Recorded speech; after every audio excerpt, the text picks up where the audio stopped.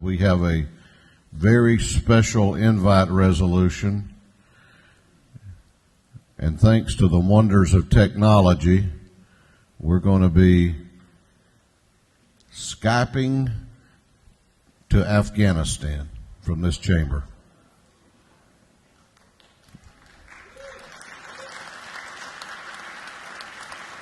Today is Georgia National Guard Day here at the Capitol, and we have an invite resolution. I'm going to ask the clerk to read the caption to the resolution. House Bill 1131 by Representative Yates, the 73rd, Black of the 174th, Peizold of the 133rd, Deffenbaugh the 1st, Anderson of the 92nd, and others.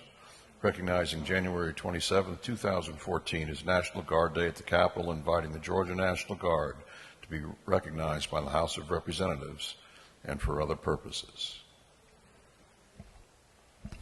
Before I introduce the chairman, Gordy, can you bring on some other Georgians to join us? I want y'all to make welcome the 48th Air National Guard Unit in Afghanistan.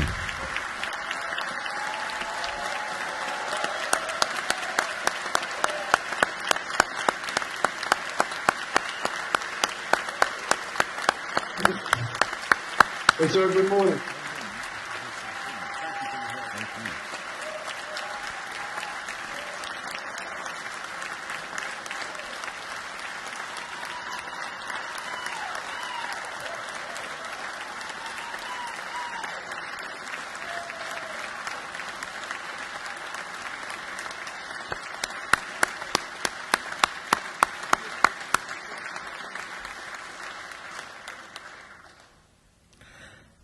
It's an honor for me at this time to introduce the chairman of the Defense and Veterans Affairs Committee and a true legend in not only this chamber, but in this state, but in our country, Chairman John Yates.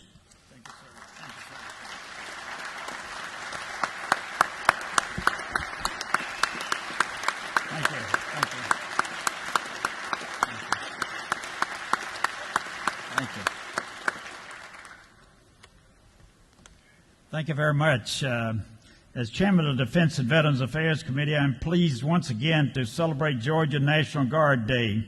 The Guard is celebrating their 377th anniversary. We are pleased to have a number of officers and other members of the Guard with us today. I have several experiences from my service in World War II that led me to want to honor the Guard. I have just I was I was not a guardsman, but I was assigned to them after flight training in OCS. I was assigned to the 35th Infantry Division, Kansas, Missouri, Nebraska National Guard. President Truman's old outfit. He was a captain of guard in World War I, and I ended up a captain of guard in World War II. General George S. Patton, 3rd Army Commander, selected the 35th as his spearhead across Europe, including the Battle of the Bulge. And when we engaged the Germans in Normandy, the 30th Infantry Division was on our right flank. At that time, they were the Georgia Guard. You always want the best on your flanks. The Guard placed some very important information on your desk. There's 2 sheets. Be sure to read it. I read that, and it tells you a lot about it, about what the Guard does, and they've had some tough fights recently, as you know. So today I want to introduce to you the head of the Guard. Before I introduce the Adjutant General, I want to introduce Mr. Russell Carlson, our Deputy Adjutant General. Mr. Carlson is very helpful in working with us on constituent matters and in the program of the National Guard. It is now my distinct honor to introduce Major General Jim Butterworth, our Adjutant General and Commander of the Army National Guard, the Air National Guard, and the State Defense Forces, and also 500 state employees. General is really one of us. He served in the Georgia Senate, and with represented the governor in some important things, as including floor leader. And he's a veteran pilot, having flown over 11,000 hours with Delta and the military. He is a graduate of the University of Georgia. General Butterworth has served in many leadership positions in the Guard. He and his wife, Amy, have 4 children. General Butterworth will introduce his commanders and staff and present a program to us today. General Butterworth.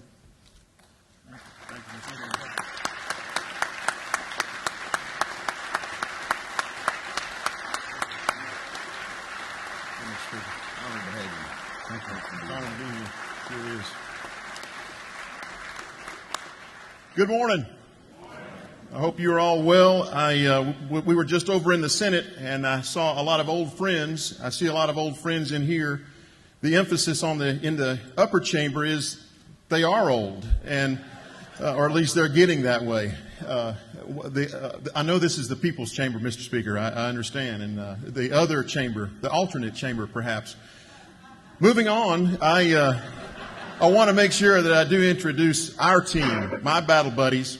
Major General Tom Moore, our Air National Guard Commander, General Joe Girard, our Army National Guard Commander, and our State Defense Force Commander, Tom Danielson. We're also joined with us General John King, very good friend of mine, and if any of you live in Doraville or represent Doraville, you probably recognize him in his full-time job. He's the Chief of Police there.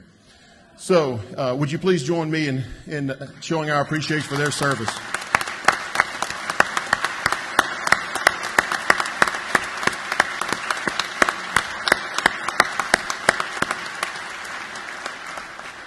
A couple other groups to recognize, and the first thing you probably realize, you're surrounded right now. You've got the National Guard, State Defense Force folks up in the gallery and also up on the screen. We have our Army and Air Guard members up in the gallery. In addition to those folks, members of the State Defense Force, and also you all are probably well aware of the fact we have almost 500 state employees. If you are one of those individuals, would you please stand in the gallery and be recognized?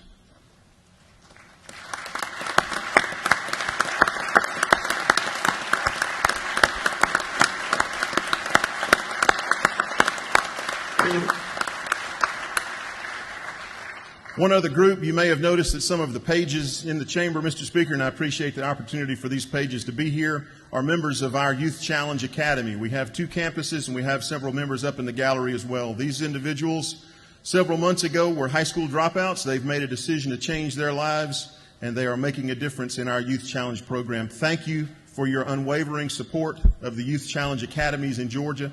If you're a member of the Youth Challenge Academy, would you please stand?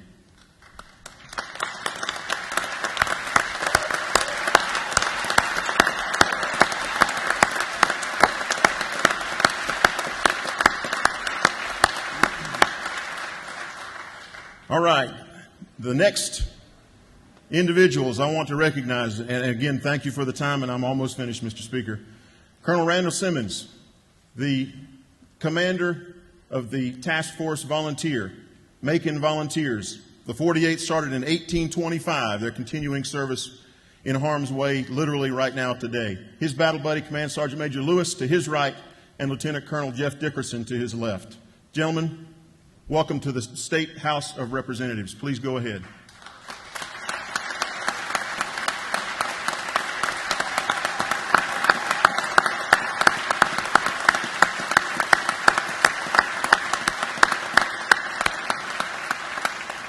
Hey, sir, thank you very much. Speaker Ralston, General Butterworth, General Moore, General Girard, General Danielson, General King, give a shout out to, and Russell as well. Ladies and gentlemen of the Senate, or the House, I should say, thank you very much for allowing us to address you this morning. It's truly an honor to do that. We want to thank you for your support of our National Guard and hosting this video call today. We especially want to thank Representative John Yates for sponsoring today's resolution. Sir, your record of service in both the military and state government speaks for itself. Thank you again. I'd also like to give a special shout out to Representative Jan Tankersley and everyone else from the Eagle Nation. I hope to see you next fall at the Georgia Southern game as we begin our dominance of the Sun Belt Conference. Real quick, we'd like to give you a quick operational update of things going on in the 48th Brigade around the world. we're in the final stage of assuming full responsibility of our brigade headquarters mission in Kabul. This mission is unique in that we are responsible for security in Kabul, as well as closing and transitioning bases to a host of customers, from Afghan security force partners to Afghan government ministries to our own U.S. interagency departments. We're not only are we involved in combat operations here in Kabul, but we have elements in northern Afghanistan and in Kuwait performing a wide range of combat and combat support operations.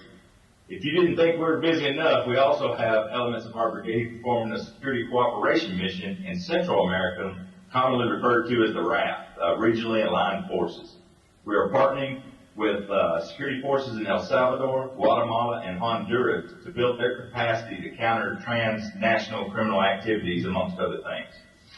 And ladies and gentlemen of the House, I want you to know that your warriors here, Task Force Volunteer, here in Kabul and all around the globe, are representing the state of Georgia very well, and we couldn't be prouder to be part of the international team that we're plugged into.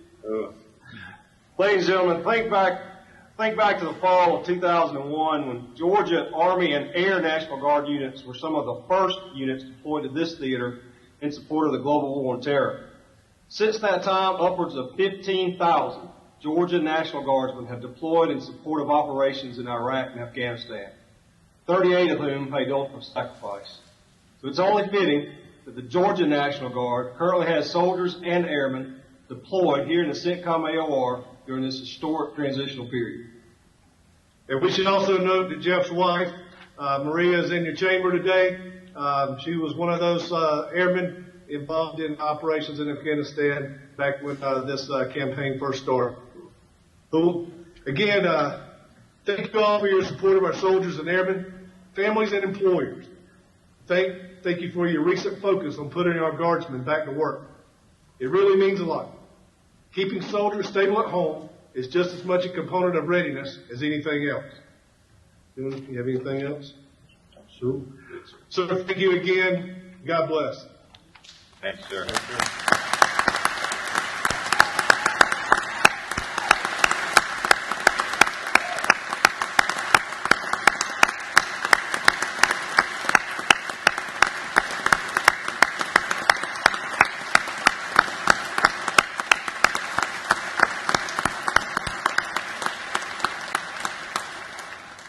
Thank you, Colonel, and Sergeant Major, keep them straight over there, okay?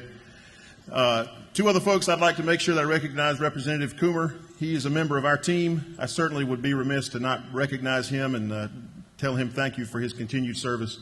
Chairman Yates, also thank you very, very much for this opportunity. Our 15,000 folks stand ready to serve just like all of you. 85% of those stand on a part-time basis, just like all of you. So we are very, very similar in that regard, but our interest is the 10 million people that live inside the borders of the state of Georgia, and we're always ready, always there, always on target. Thank you, Mr. Speaker. Thank you very much. Thank you.